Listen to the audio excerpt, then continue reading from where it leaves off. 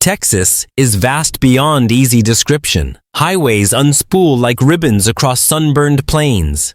Mountains rear up out of desert like sleeping giants. And the sky is so big, it feels like a second landscape. Out there, far from the glow of stadium lights and city glass, small towns endure on their own terms. They are fragile, stubborn, and alive. Grocery runs are measured in hours. Neighbors double as lifelines, and night falls with a silence so complete it almost makes a sound. Today we leave the interstates for the margins to discover the 10 most isolated towns in Texas and why people still choose them. These are not museum dioramas. They are working places with school bells, courthouse calendars, and fences that run for miles. By the end, you may not want to move there, but you might understand the pull of distance, the way it simplifies, steadies, and, for some, saves. There are practical reasons people stay. Land does not move, and neither do graves. Cattle know fences better than maps, and families learn the weather like a second language. There are also quieter reasons. A love of predictably unpredictable days. A hunger for clear horizons, a belief that a person can still be necessary to a place. In cities, someone else is always 5 minutes away. Here, you might be the someone else. We will walk these towns in a wide arc across desert, canyon, mountain, and prairie, noticing what vanishes as distance grows and what appears in its place. Services thin, but attention sharpens. Conveniences fade, but gratitude spikes for small victories. A delivered package on the right day. Rain when the tanks run low. A neighbor's engine rumbling to a stop outside your gate just because they were thinking of you. Isolation is not one thing. It is a tapestry of trade-offs, and every thread has a hand on it. Number 10. Mentone, county seat at the end of the road.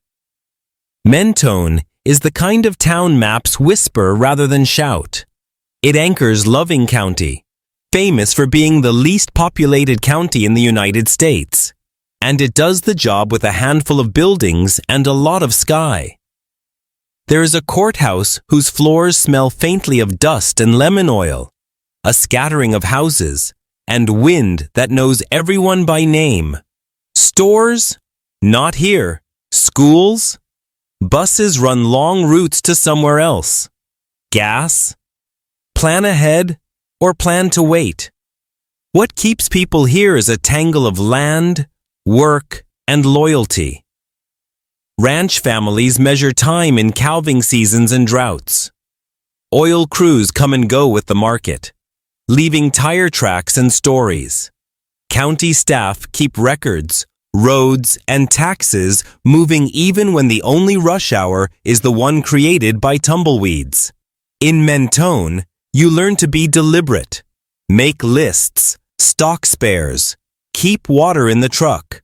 On clear nights, the Milky Way turns the sky into a river of cold fire, and the horizon seems to bend toward you, as if to say, yes, this is the right amount of company. On most afternoons, the wind sets the pace. It moves dust in low veils across the road and makes a pocket radio sound like distant surf. County days are long, but not frantic. A marriage license here, a tax question there, a grater sent to smooth a washboard stretch. The coffee pot in the break room might be the busiest machine in town. Mentone does not pretend to be more than it is, and that honesty becomes its charm. Visitors tend to photograph the courthouse and the big sky and miss the details. Boot scrapes at thresholds, a bulletin board with neatly aligned notices, the way a ranch gate sighs when it swings closed. The nearest grocery list reads like a traveler's manifesto, and everyone becomes a logistics expert by necessity. The payoff arrives at twilight, when the land exhales heat and the bats slip out in shaped waves like punctuation marks on the evening. Number 9. Dell City. Green circles on a blank page. Approaching Dell City, the desert looks endless. Then, the green appears. Great circles of irrigated field shine against the scrub, a geometry lesson visible from the highway. The town was born when wells reached an aquifer and optimism turned water into alfalfa, onions, and cotton. The boom softened, but the habit of coaxing life from arid ground remained. Today, a few hundred residents keep the place running with the ingenuity remote towns demand. Jobs stack like toolboxes. A farmer is also a mechanic and weather forecaster. A teacher becomes bus driver, coach, and grant writer. Weekend plans are dictated by the wind. If something breaks, you fix it or you wait. And waiting can take a while.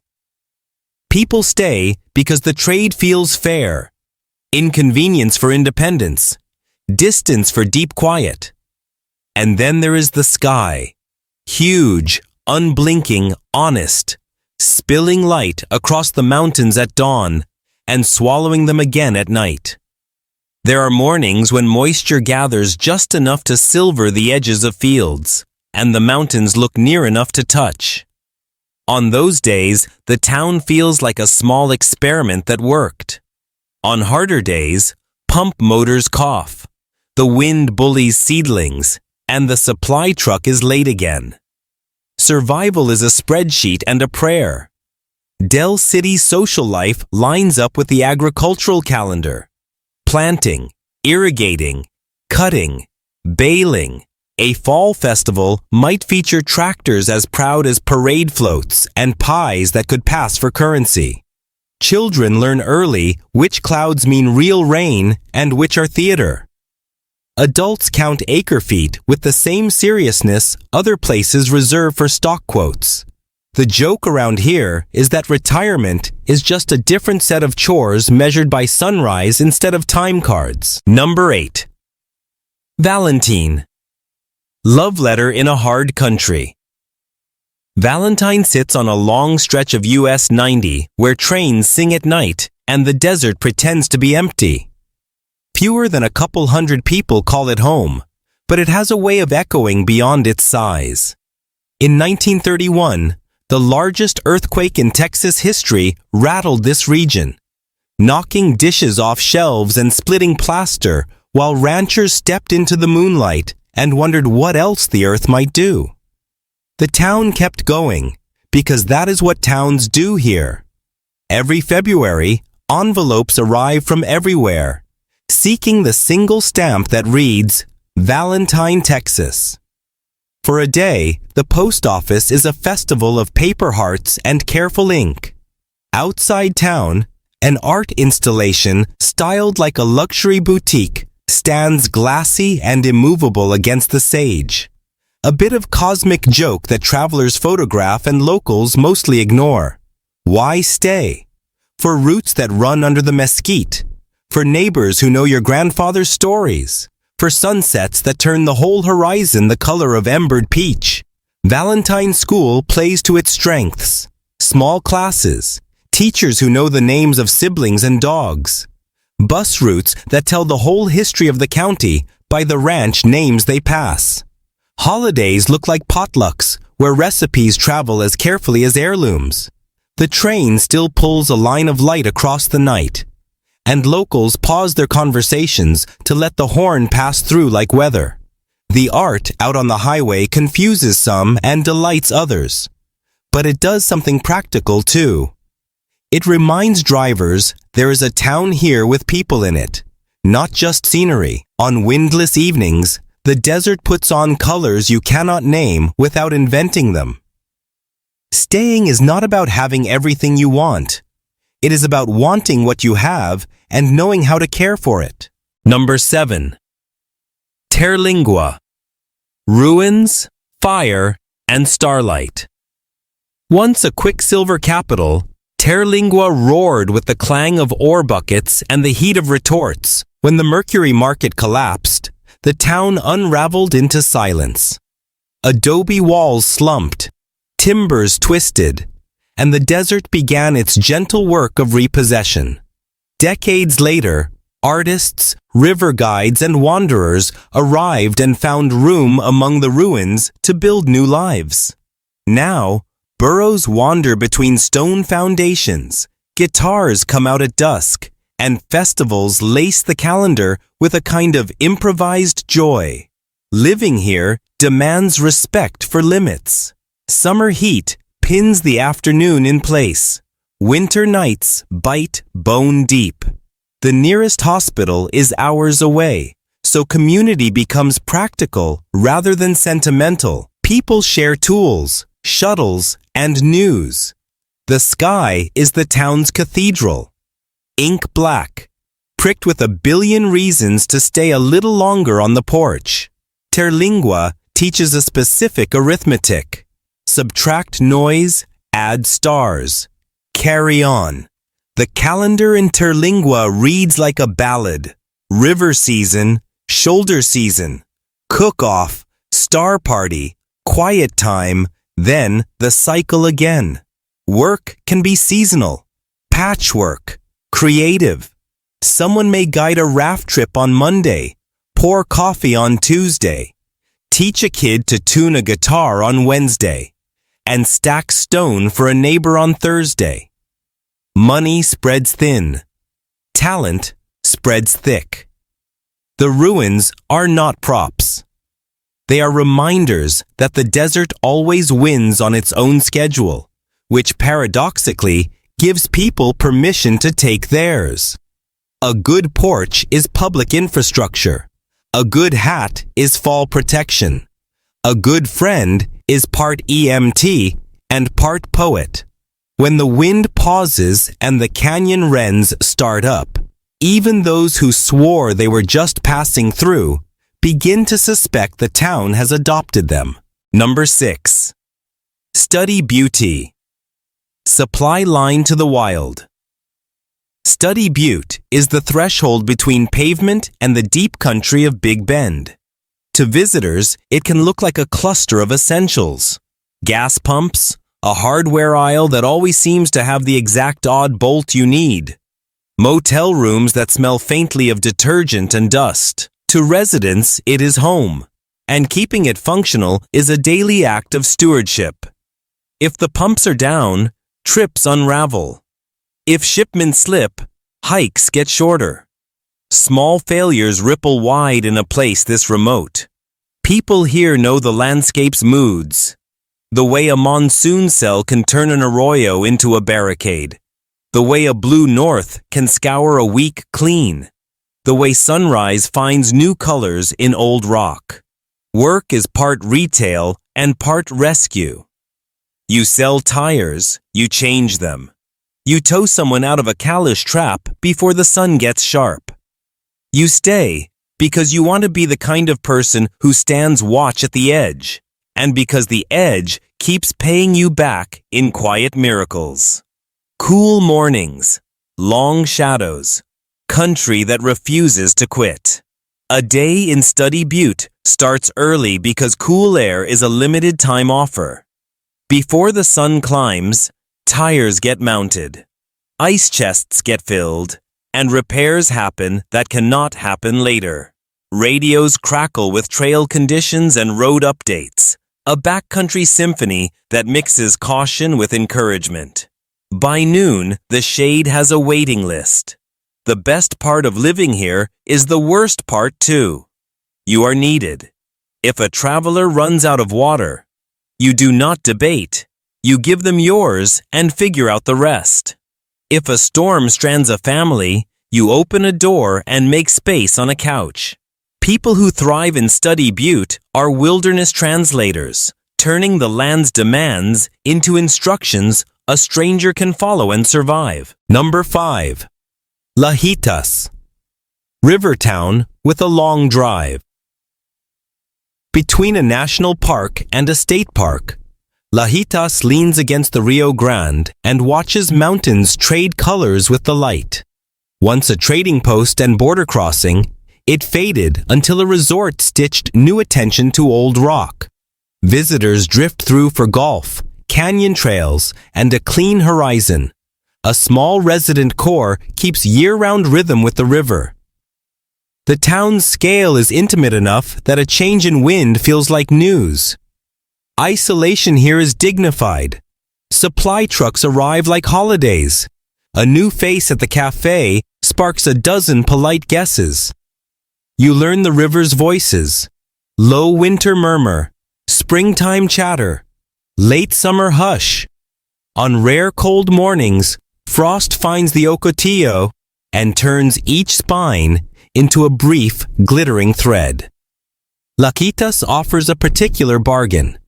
Distance traded for beauty, measured in hours of golden light and the steady companionship of water. River towns keep time differently. In Lajitas, dawn pours down the canyons like a pale tide, and evenings stretch until the first star gets brave. Hikes start with the sound of gravel and end with the soft applause of cottonwood leaves. The border feels both present and abstract, like a line drawn across a friendship you already trust will hold. Behind the postcard views is a maintenance list as long as a county road. Pipes, pumps, and panels do not care that the scenery is award-winning. When a front desk light burns out, someone climbs a ladder. When the wind topples a sign, someone bolts it back. The glamour is for guests. The grace is for those who keep the place working when the nearest parts store is a conversation and a county away. Number 4. Marathon. Slow gateway with a big sky. Marathon serves as a hinge between the far-flung ranchlands and the deeper desert. Trains whisper through at night. Travelers stop for coffee, fuel, and a last list of questions before disappearing toward the Chisos. Beneath that motion lives a town that prefers sentences with long pauses. Front porches hold chairs that face west on purpose. Dogs learn the names of passing hikers. The calendar swells and shrinks with the season, but never loses its unhurried beat. There is a small school, a few inns, a grocery that remembers your order, and a library that doubles as a living room. When the wind settles, you can hear your own boot steps on Main Street. People choose Marathon for the light more than anything. The way it arrives low and warm, carries the day without hurrying, and leaves through the side door like a friend who knows the route home in the dark. Convenience gives way to contentment. The trade seldom feels unfair. The long Main Street invites walking even on days when the heat suggests otherwise. You pass porches where someone is always halfway through a story. A garden where a retired teacher experiments with tomatoes at altitude. A coffee shop where the bulletin board looks like the town's shared brain. Trains slide by like moving punctuation, dividing the day into manageable chapters. Visitors treat Marathon as a staging area, but residents treat it like a canvas. They paint with light, early, late, slant, soft. The wind has 10 distinct tones. Locals can name all of them. When the first cold front of fall arrives, you can feel the town sit up straighter. Everyone becomes a meteorologist, then a photographer, then a neighbor with an extra bowl of chili. Number 3. Sanderson, the cactus capital that kept breathing. Sanderson's grid sits low against a wide sky and a wider memory. The railroad built its early pulse. The desert tested it. A catastrophic flood in the 1960s almost ended the story. Residents rebuilt with a mixture of grief and grit, and the town carried on. Today the title, Cactus Capital of Texas, reads like both a joke and a vow. We grow where others cannot. Distances define daily life. Ambulances roll far. Parts take time. Weather gets a vote. Yet there is a practiced readiness here. People keep extra hoses, spare belts, and a short list of numbers that begin with neighbors before they ever reach strangers. Friday nights might mean a game, a fish fry, or a stargazing picnic on the edge of town where the Milky Way shows up early and eager. Sanderson's isolation is not emptiness. It is the space in which community can stretch without breaking. Old photos show storefronts with striped awnings and streets lined with saddled horses. The railroad made Sanderson a seam between places. The flood almost ripped the seam out. Memorials mark what water took, and culverts now look sized for improbable storms because improbable is what arrived. Preparedness is part of the culture, but so is celebration. The annual rhythm includes cleanup days that feel like block parties, school events that fill the gym, and star-watching nights that turn the whole county into an observatory. The joke is that you should never brag on a good rain until you see it leaving in the rearview mirror. But when it does come steady and kind, the smell of wet creosote rolls down the streets like a parade. Number 2. Langtry. Law, legend, and a lot of quiet. Langtry perches above the lower Pecos and looks like a place built from a footnote and a view. Judge Roy Bean held court in a saloon here, making decisions that were half law and half theater, and the legend stuck like mesquite thorns. What remains is a scattering of homes, a visitor center, and more silence than most people have heard in their lives. The river carves history into limestone nearby. Swifts write calligraphy in the evening air. With so few residents, routines feel ceremonial. Mail day is an event. A truck on the road is news. The absence of stores and schools means independence by design and cooperation by necessity. People who stay tend to be archivists of memory, keeping stories intact, watching the light change on the canyon walls, and waving at every car because each one is a minor arrival worth honoring. History here is not polished. It is sun-faded and hand-lettered. Visitors step into the old saloon and feel how small rooms can hold large myths. Outside, the canyon swallows sound and returns it thoughtful. A few families keep watch over this quiet threshold between story and stone, tending graves, mending fences, and waving at the rare motor coach like it was a cousin who finally wrote back. Living in Langtry means learning the choreography of scarcity. Consolidate trips, share coolers, trade favors, fix things before they fail. It also means getting front row seats to sky shows most people only see in photographs. Meteor showers arrive with zero light pollution and a surplus of astonishment. No one schedules them. Everyone attends. Number 1. Sarita. The county seat with no corner store. On the coastal plain, isolation looks different. Sarita sits among immense ranches and wears responsibility like a well-used hat. It is the seat of Kennedy County, and yet it has almost none of the trappings travelers expect. There is a courthouse whose quiet hallways could host an echo, a church that knits Sundays together, a small schoolyard where the wind smells faintly of salt, and no retail to speak of. Groceries mean miles.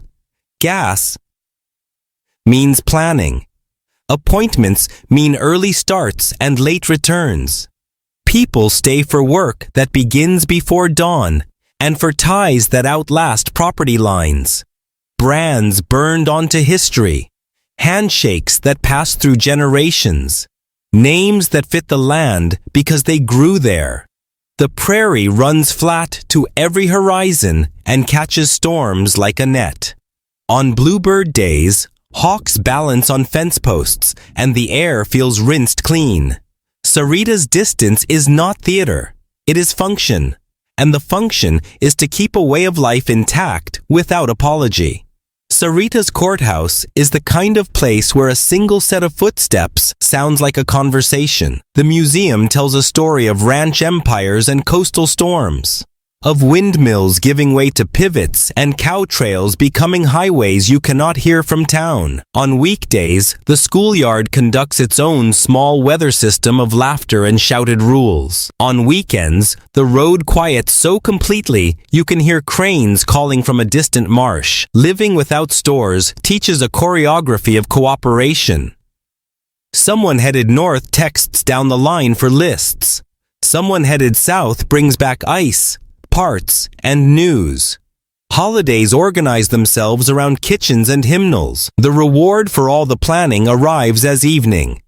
A hallway of sky lit by a low sun, and a breeze that smells like grass, remembering rain. In each of these places, a typical day looks ordinary on paper and extraordinary in practice. Mentone mornings begin with weather checks and road notes, because a crosswind can turn a simple errand into strategy. Coffee tastes better when it was earned by the miles between you and the store. Afternoons move at county speed, steady, neighborly, full of small repairs that keep the whole arrangement stitched together. In Dell City, the day tracks the sun and the pivots. Water on, water off, a valve here, a gasket there. Kids learn to read the ridgeline for incoming gusts and to listen for the deeper note a pump makes when it wants company. Supper is a negotiation between what the truck brought and what the garden surprised you with. Valentine sizes the world to human scale. A single postal window becomes an annual celebration. A single train horn marks bedtime by instinct. The school gym doubles as theater and town hall. Applause carries without microphones because people sit close to one another by habit, not necessity. Terlingua keeps its own clock. Mornings belong to shade and errands. Late afternoons to long views and slower talk. Workwear acquires a patina of mineral dust and sunblock. And jokes survive because they are told on the same porch to the same faces until they become tradition. Newcomers are welcomed with a test. Can you listen to the land? Study Butte's quiet heroism is logistics. A crate of parts becomes the difference between stranded and safe. A handwritten sign on a cooler. ICETODAY.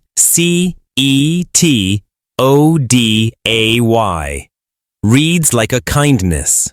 When a storm closes a low water crossing, there is a chalkboard in a doorway with arrows and distances and the kind of advice that begins with, "If it were me." Lajitas composes days around river levels and trail temperatures. The calendar bends toward the gentler months. Summer is for early birds and night owls. Evenings are democratic.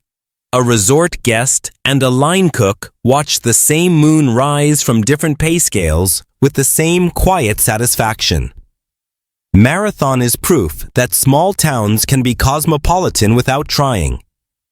Conversation at the cafe toggles between water rights and photography, between the football schedule and a hawk that has taken to patrolling Maine. When a cold snap paints the windows, the whole town seems to inhale at once and then laugh at its breath. Sanderson loves a project.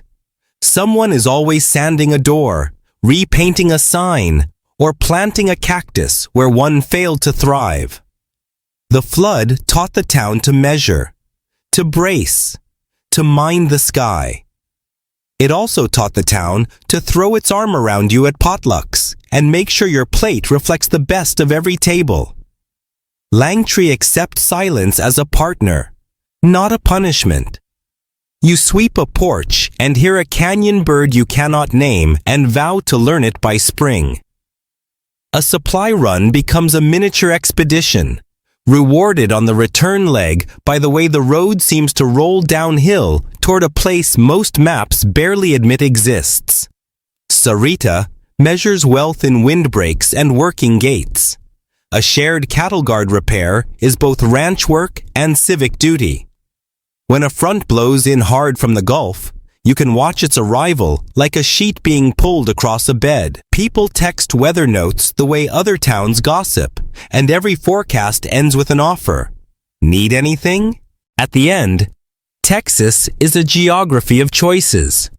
Cities choose speed. Highways choose flow. These towns choose the long way around. Lists on the fridge, water in the truck, neighbors on speed dial, and a sky worth stepping outside for every single night. They do not exist to be convenient. They exist because people refuse to trade belongings for ease. From Mentone's courthouse to Langtry's canyon light, from Dell City's green circles to Sarita's prairie wind, the map's quiet corners gather their own kind of music. Porch chairs creaking, screen doors thumping, train horns stitching the dark. Some of these places will grow a little, some will shrink. All will keep teaching the same lesson. Distance can be an anchor, not a gap. So the next time a tiny dot drifts across your navigation screen, remember there are faces there, and stories, and calendars that still mark the phases of the moon. Not everyone wants the middle of everything. Some people want room. Enough for weather to be interesting.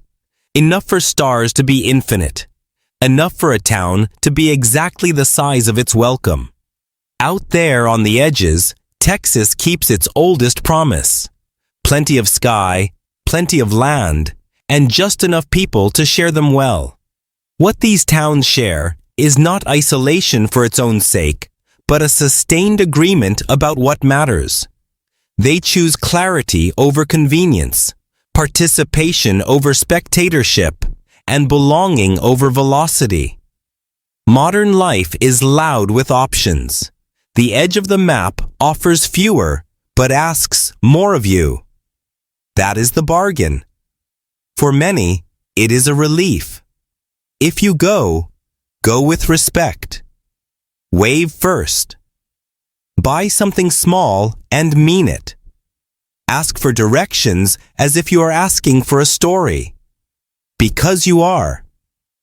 And when night falls, step outside without your phone and let your eyes adjust. The dark will give you back more than it takes away. In the end, distance is a compass more than a wall. It points homeward to places brave enough to remain. Stay a while.